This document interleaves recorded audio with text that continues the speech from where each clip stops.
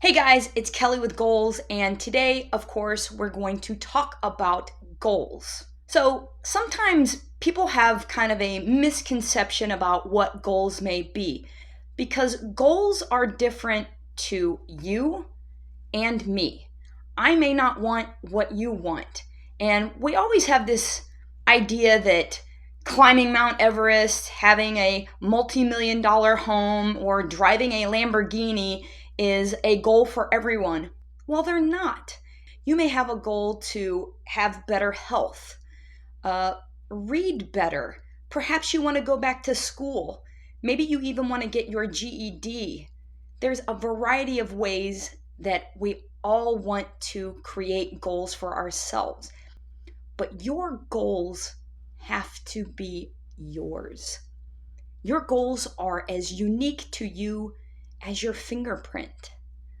So don't worry about what somebody else wants or how quickly they get it, because your goal is unique and it's going to come to you when it's your time. When you finally decide what your goal will be, that's going to help you take steps just by making a decision and deciding exactly what that goal is going to be. It's going to help you take the steps to achieve that goal.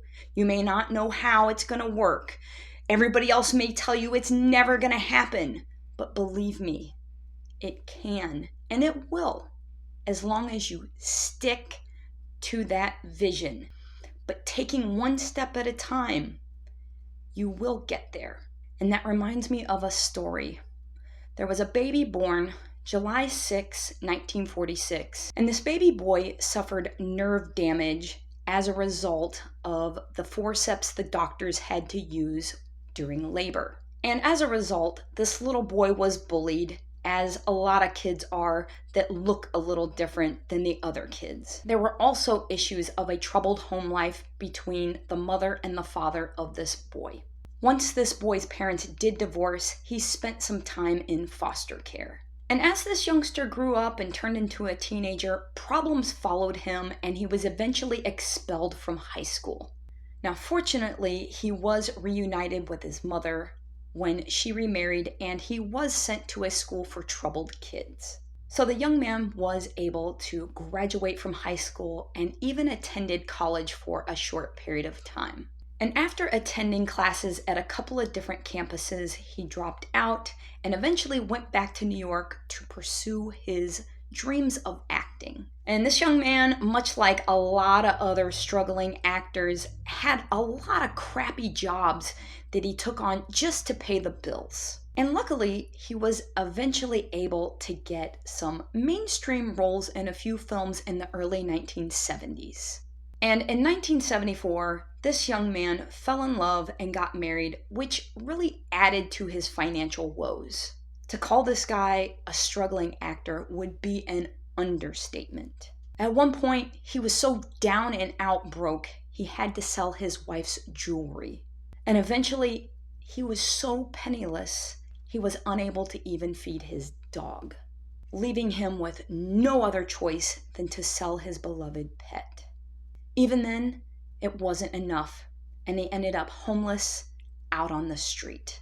He was so desperate at one point for shelter, he took refuge in a New York City bus station. A few weeks later, the actor was able to catch a glimpse of the great Muhammad Ali in a boxing match, and he was so inspired that he sat down and in just 20 hours wrote a movie script that would change his whole life. And as the actor went out in hopes to sell this fantastic story, he actually had a little luck and was offered $125,000 for the rights to this incredible script. But this down and out actor had one condition for selling his script. He wanted to be in the starring role of this film. But the studio wouldn't agree to this absurd request. They were only interested in casting a well-known actor in this role. The studio told the actor, "You're never going to be a star with the strange look on your face and the odd way that you speak."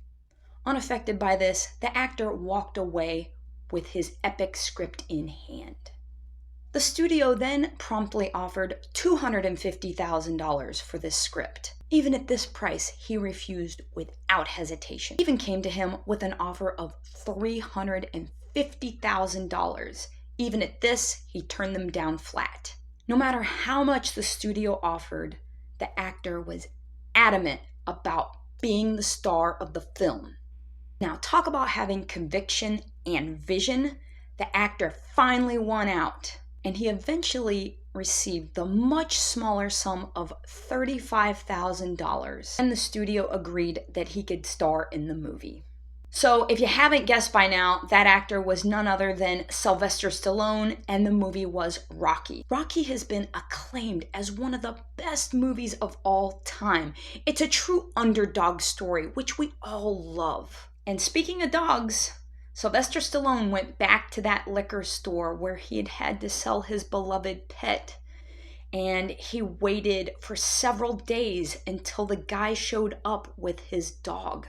And fortunately, after much begging and negotiating, Stallone agreed to pay a staggering $15,000 for his beloved pet. So what's the essence of this story? In a nutshell, you gotta keep believing. You may not know when or how that goal is going to come about, when you will finally achieve it.